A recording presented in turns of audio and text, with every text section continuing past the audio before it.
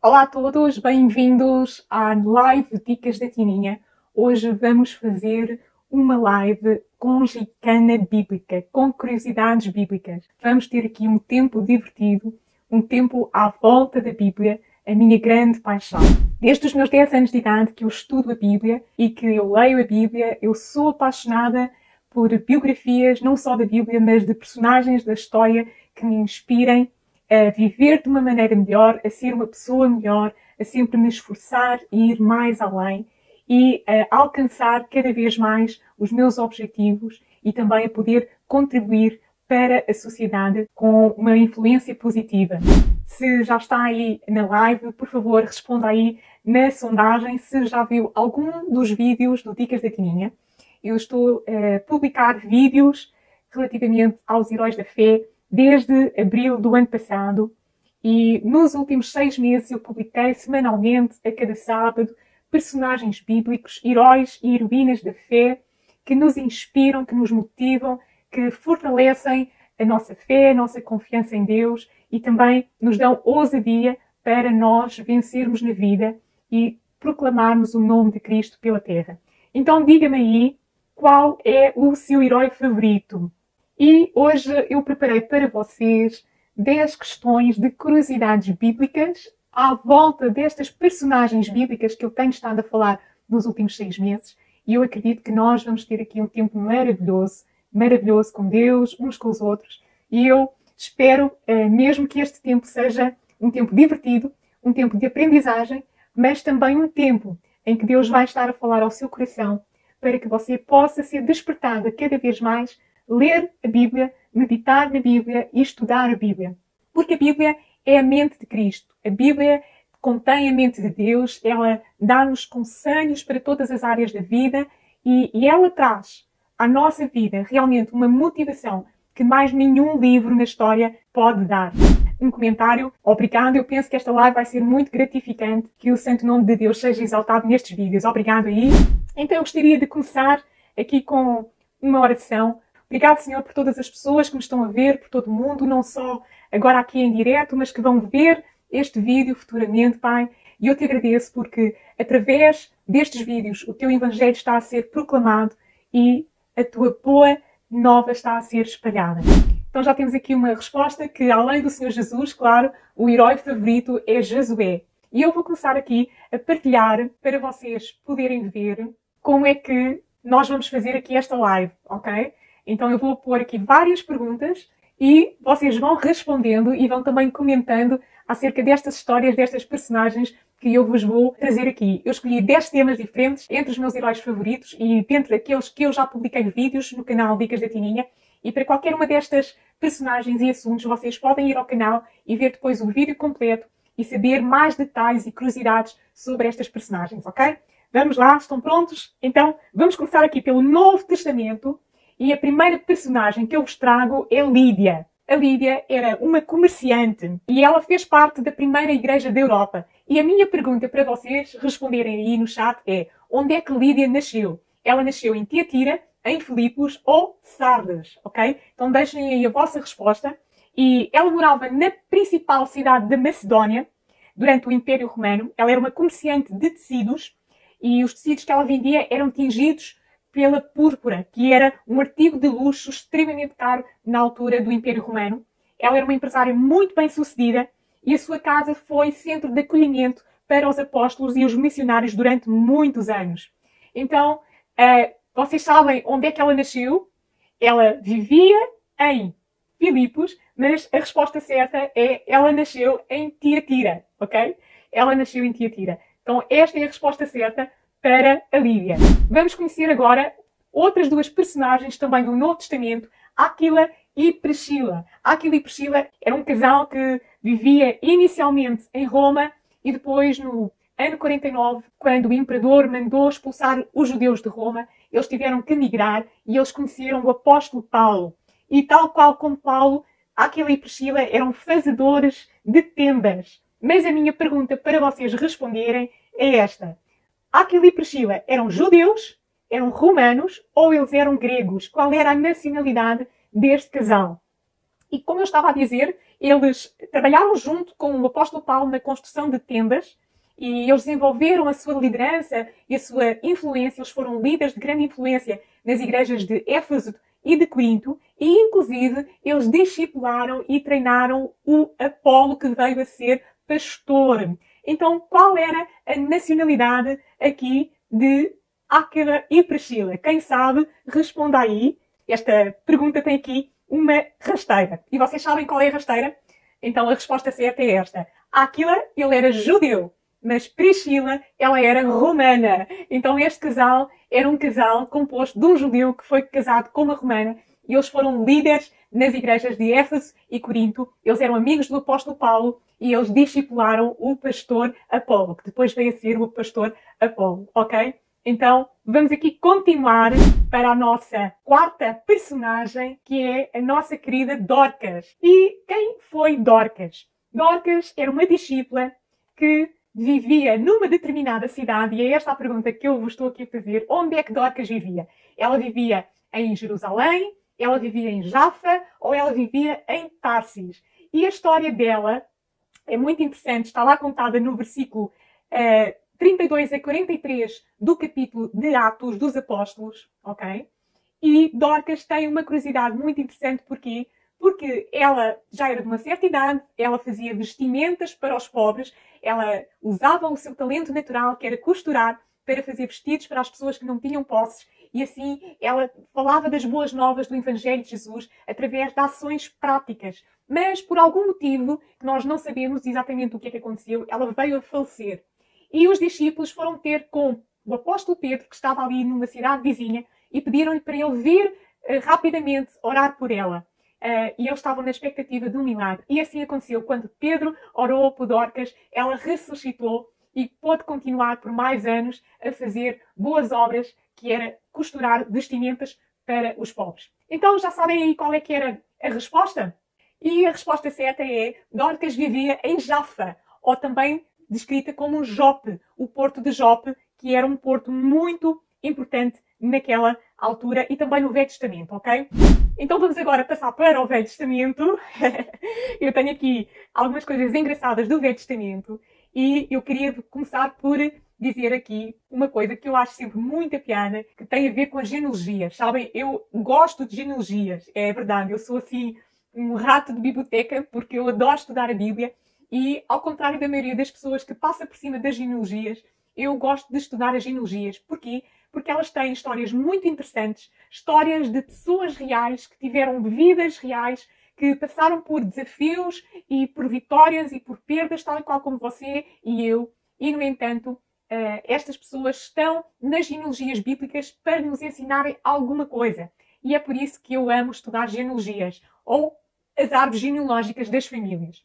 E, caso vocês não saibam, existem 4 tipos de genealogias na Bíblia, mas a genealogia mais interessante, obviamente, aquela que realmente nos fascina ainda mais, é a genealogia de Jesus, a linhagem de Jesus.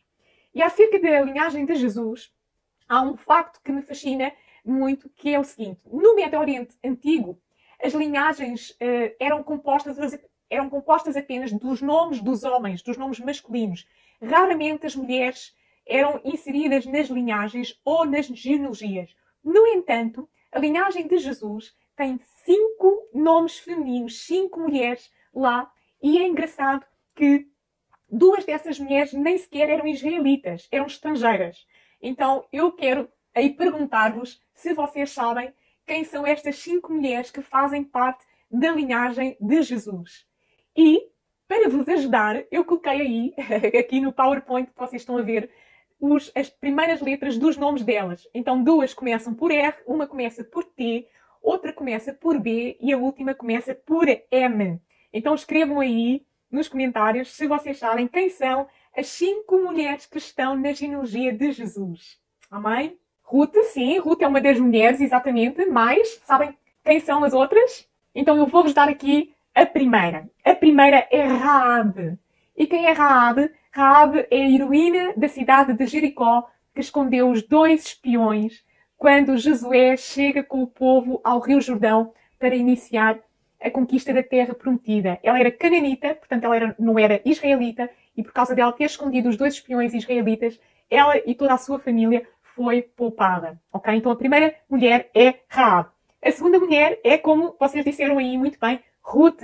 E Ruth era também uma estrangeira, era uma moabita, que casou com um israelita, mas depois, quando ele faleceu, ela regressou a Belém com a sua sogra. E para a próxima semana eu vou falar de Ruth em maior detalhe no vídeo da próxima semana. Então não percam no próximo sábado a história de Ruth e como ela nos inspira à coragem e à lealdade. A terceira mulher que está aí com o T é Tamar. Tamar é uma mulher que tem uma história realmente muito fascinante, porque ela foi desprezada, foi humilhada e, no entanto, através dela veio depois a linhagem do rei Davi. Então Tamar é uma história fascinante, vocês podem ver o vídeo dela, já está aí publicado no canal Dicas da Tininha e vão aprender sobre como Deus honrou esta mulher que foi tão desprezada. A quarta mulher é Batseba, e Batseba foi rainha. E ela começou de uma forma um pouco trágica, a sua história, mas depois ela veio a ser mãe de um dos grandes reis da história de Israel. E por fim, Maria.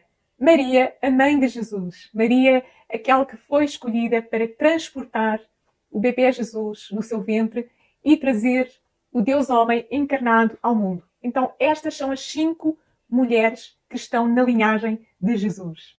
E temos aqui mais algumas respostas. Heróis favoritos são também Isaías e Jeremias. E das mulheres, Ruth e Esther. Muito bem. Vamos continuar? Então, a sexta personagem que eu trago e que eu gostaria de saber, esta pergunta, é Eva. Eva teve vários filhos e filhas, ok? Nós não sabemos os nomes das filhas, mas sabemos os nomes de 3 filhos que Eva teve. E eu coloquei aqui 3 opções para vocês me dizerem qual é que está certa. Opção A, opção B, opção C. Quais são os nomes dos filhos de Eva? Enoque, Matusalém e Noé, opção A. A opção B, Abel, Caim e Sete. Ou a opção C, Sem, Cã e Jafé. Então vejam aí qual é a opção certa para os nomes dos filhos de Eva. Vocês sabiam que Adão e Eva só começaram a ter filhos depois que eles foram expulsos do Jardim do Éden?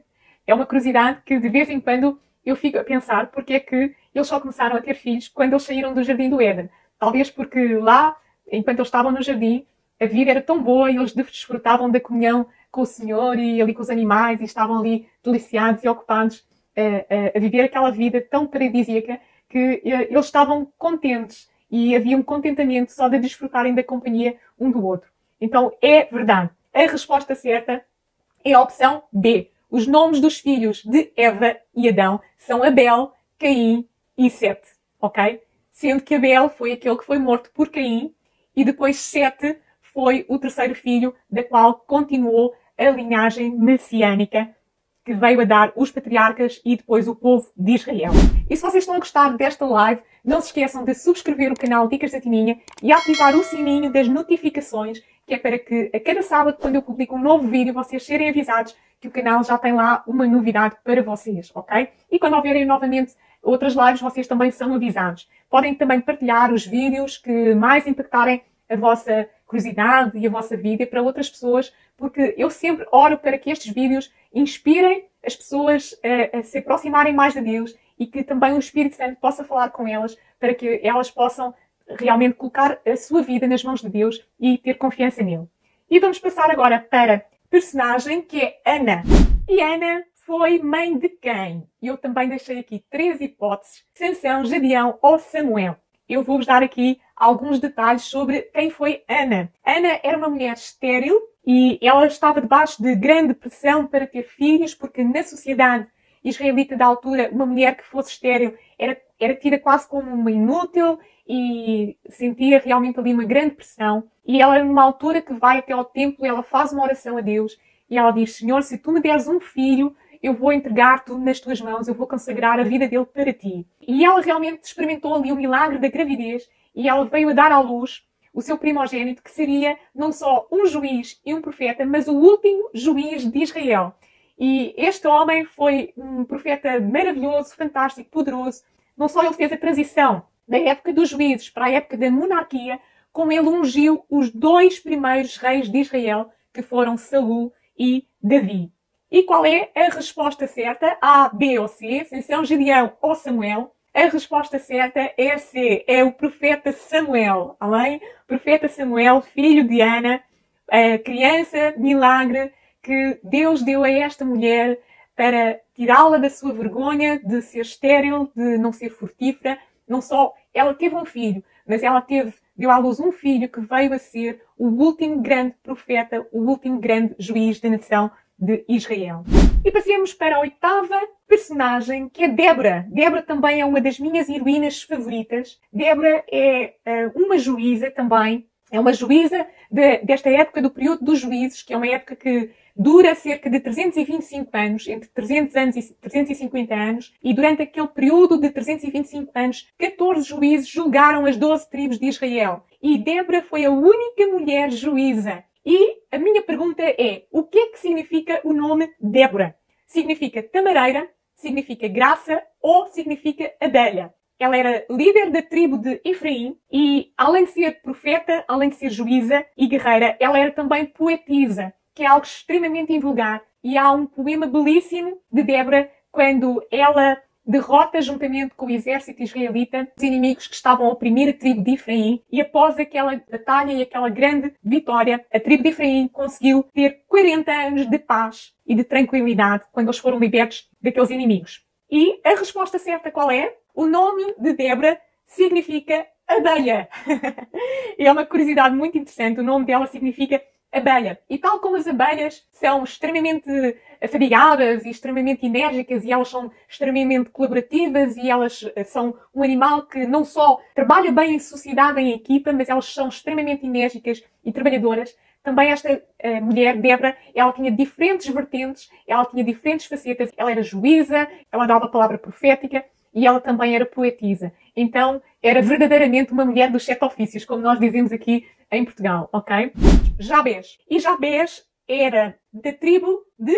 Esta é a minha pergunta. Qual destas 3 tribos é que vocês acham que Jabés descendia? Ele era da tribo A, Efraim, B, Judá ou C, Dan. A história de Jabés é muito interessante porque nós, quando conhecemos Jabés, ele está numa linhagem, numa listagem de nomes das tribos. Ali no livro de Crónicas existem mais de 500 nomes listados nas linhagens de Crónicas e só na tribo dele existem 31 nomes. E o autor de Crónicas está ali a mencionar os nomes Plantal e Ciclano e Beltrano e de repente ele para quando chega a Jabés e dá esta expressão. E Jabés foi mais ilustre do que os seus irmãos. Portanto, ele destacou-se até da sua família, da sua parentela e da sua tribo. O significado do nome da sua tribo significa louvor ou agradecido. Já vos estou a dar aqui uma pista.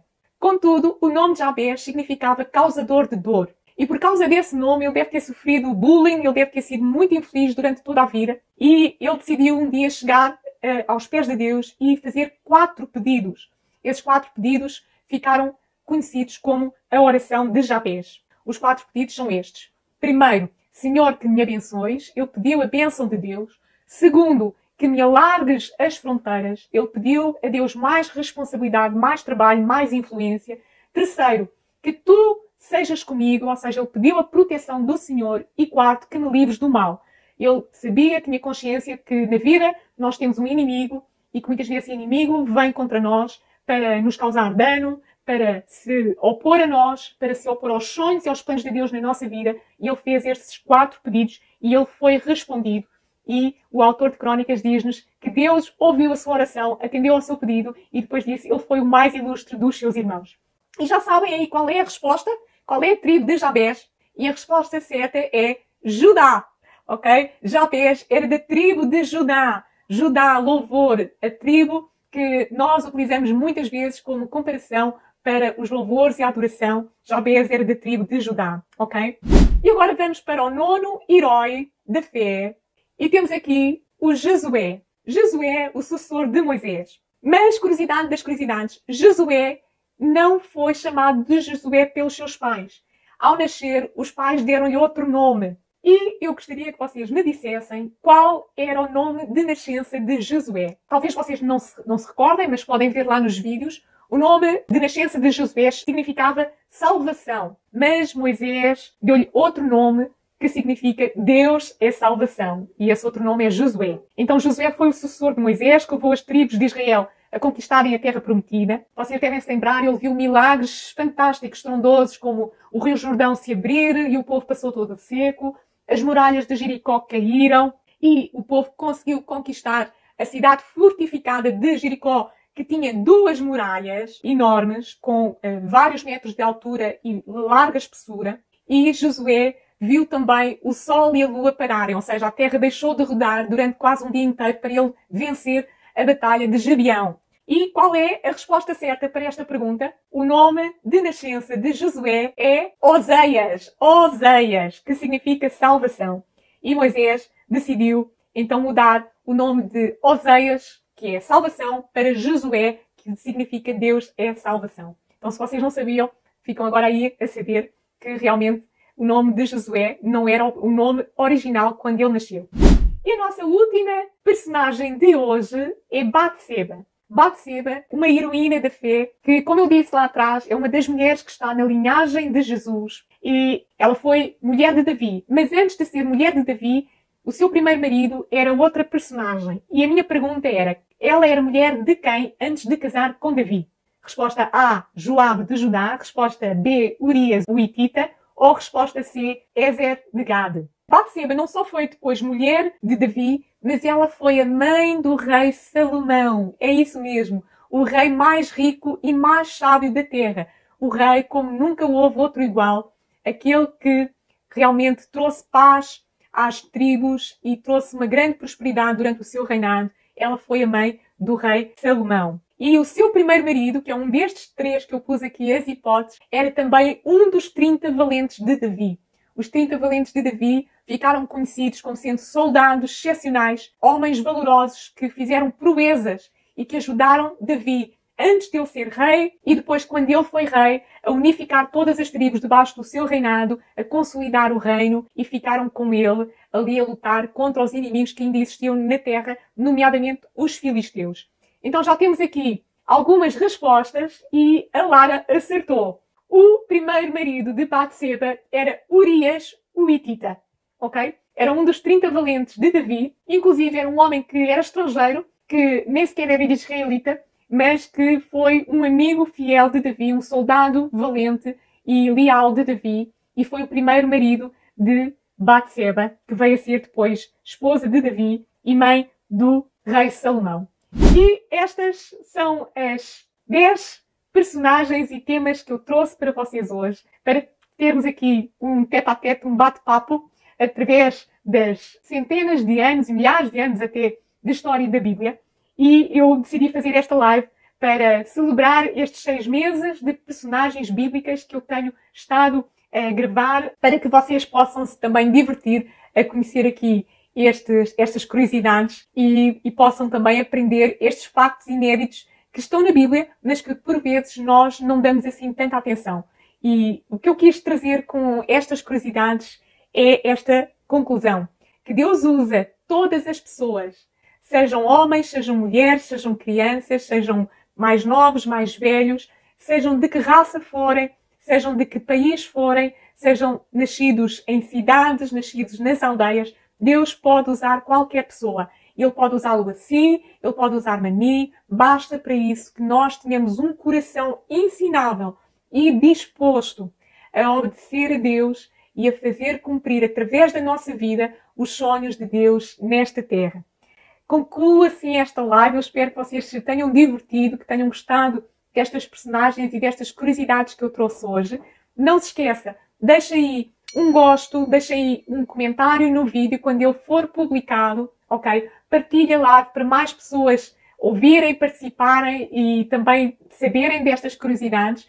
E subscreva o canal se ainda não o fez. Subscreva aí o Dicas da Tininha e partilhe o Dicas da Tininha para mais pessoas, para que o canal possa alcançar mais pessoas por todo o mundo. Eu volto no próximo sábado com mais Heróis da Fé e já sabe, uma semana extremamente abençoada, que Deus esteja sobre a sua vida, que Deus proteja a sua vida, a sua família, todos os seus sonhos, os seus projetos e que o Senhor o torne sal e luz nesta terra, um farol para o mundo e que através da sua vida o testemunho de Cristo, do Espírito Santo que habita dentro de si, possa influenciar multidões. Muito obrigado por terem estado aqui na live comigo este bocadinho.